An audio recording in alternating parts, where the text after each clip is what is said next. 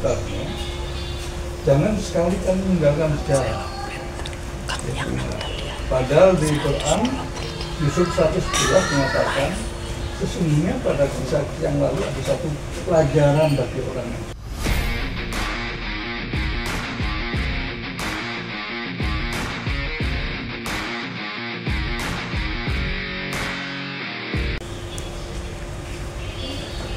Indonesia adalah negara yang hebat.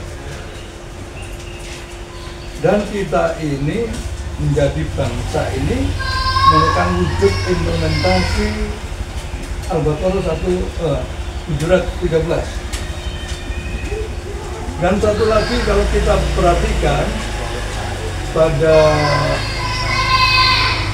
Al-Baqarah 143 sebagai umat pertengahan, saya mencoba menjabarkan adalah umat yang punya tanggung jawab menjadi saksi nanti dan juga akan saksi Nabi.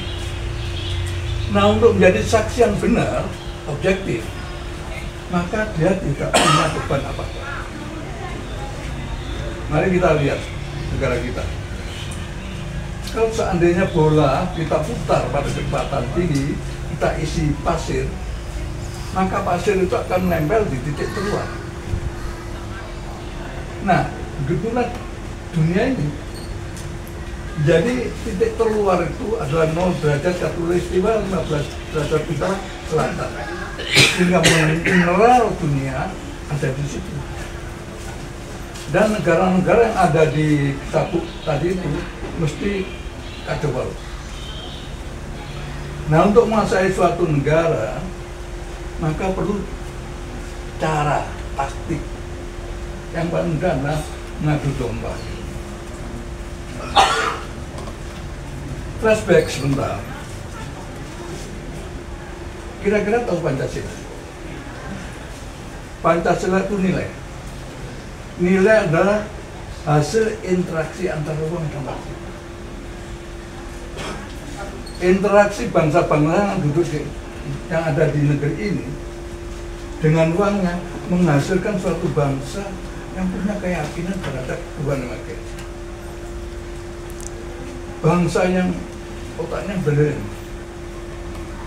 bangsa yang menjunjung persatuan, bangsa yang punya etika dan budaya, dan bangsa yang profesional.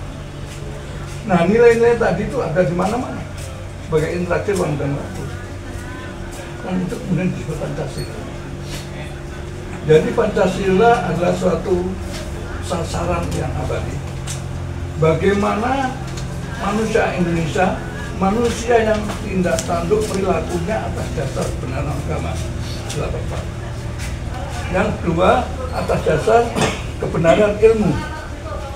Yang ketiga, atas dasar membangun tali silaturahmi. Yang keempat, atas dasar etika, kebenaran etika budaya bangsa. Yang kelima, profesional. Itu adalah never ending goal, dan itu harus diperjuangkan. Oleh karena itu, dalam pertemuan DPD-DKI, Sudarjo Wiranto mengatakan rumah besar Indonesia ini adalah rumahnya bangsa Indonesia.